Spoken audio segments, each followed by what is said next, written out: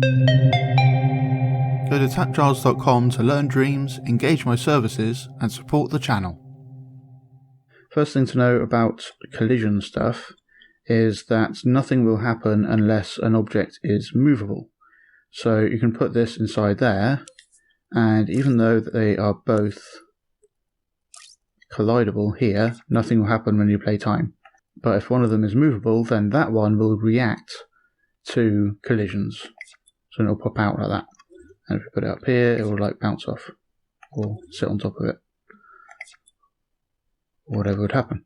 But if this one was not movable, and this one was movable, then this one would react to colliding and start kind of twitching and freaking out.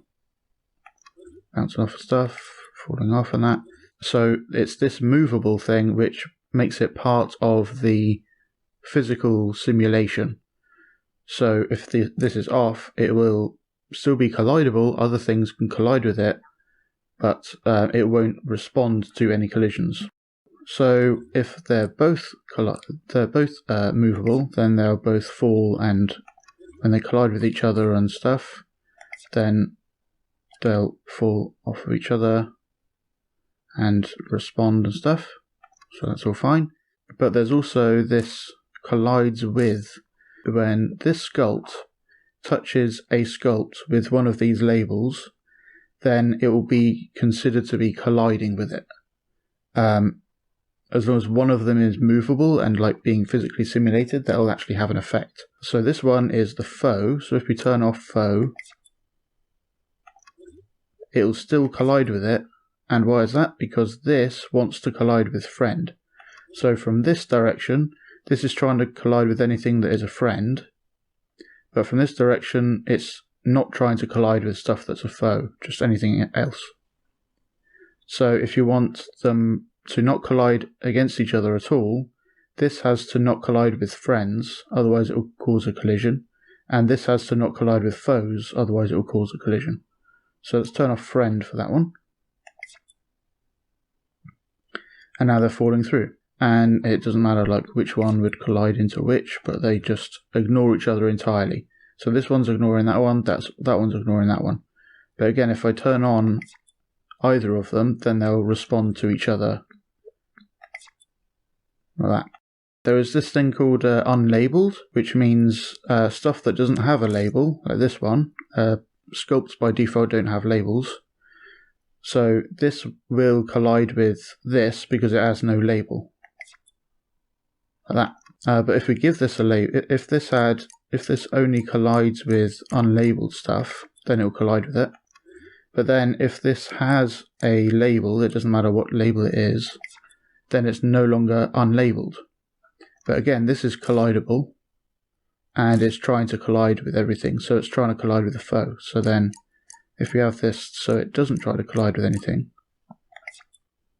then it will fall straight through. So turning all these off is effectively equivalent to turning that off, and then the same thing would happen. It just wouldn't collide with anything at all. This is a machine, so if we told this to collide with machines, it still won't collide with it because it's got collidable turned off entirely. So if you think of it as a several step process, you've got objects which are collidable. It looks for all the objects that are collidable, and will use that. Then it looks for objects that are movable and simulates those to collide with things that are collidable. So if collidable is off, it's not part of that process at all. It's just purely visual thing hanging around the scene. So it kind of short circuits it. Then it looks for, is the movable thing going to collide with an object that has collision on? So like if we take the friend as an example, we'll have that be movable, and we'll turn movable off for the foe. Yeah, so it's found a collidable object, it's found a movable object, and it starts simulating this. As it gets here, it says, is that one of these labels with the collides with? And if it is, then it'll activate a collision. So if this collides with foe, then it'll bounce off of it. But also, when this movable object gets close to a collidable thing that it can't collide with, it still checks that other thing to see if it would collide with the movable thing. So the collidable thing still would collide with the movable thing because friend is on, and then it will still activate a collision. Cool, but then what happens if they're part of a group? So if I group these up, so this is a scenery thing, so let's say it doesn't collide with scenery, and then we'll turn this off so it doesn't collide with friends. The friend will now fall through the scenery part of the group, but it will collide with the faux part of the group. So all the individual sculpts inside this group will still be part of the stuff it checks for collision. Right, so if we make this friend, this just has a label friend, and it doesn't collide with anything. And this is the faux, with a faux label, and this wants to collide with friend. So when they get close to each other, it will activate a collision. But if we group it up, there's also this collides with as well. So this is from the block inside the group, and this is the group. So let's turn off friend, and now it's ignored. So by default all these are on, so it will let all these work, but then if you turn that off, it kind of filters these. So anything inside here can no longer have a collides with of friend. It's like that was turned off. So now if you think about the order of things, this is a movable object. This inside here is a collidable object. They get close to each other. But it knows this is in a group, so it first checks this object collides with because it's movable, but it doesn't collide with anything, so that's fine. And then it checks the group and then sees if any of these match any of the labels this object has, but friend is off. So then it just skips this entire group and doesn't check to see if it's going to collide with anything. It will just not collide. But then if this is on, now it will check the stuff inside here. So this has collides with friend, so it collides with it and makes a collision event.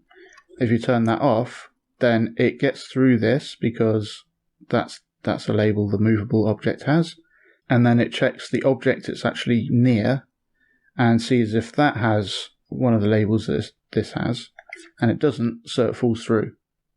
So it's kind of this multi-step, multi-layered process, but it's important to kind of get it right in your head as to how it works. The group labels are purely for the using a trigger zone in labels mode. So now it will find that group, even though if I turn this off, turn faux off for the label of that object, and I'll do the same for the other one. Now there's nothing in that group that is labeled faux, but then if I turn that on, it will find it, and it's gone dark on there. Sends a signal out from detected. So that's the only thing the labels does on the group. And if I group this group with another object, then this group can be detected by this zone because it's got the faux label on the group, but then this outer group doesn't have the faux label, so it doesn't find it. But then if we turn that on, now that whole group can be found by the looking for a faux label. Thanks for watching. I hope you learned something interesting. Go to patreon.com/TAPgiles to learn something new every day.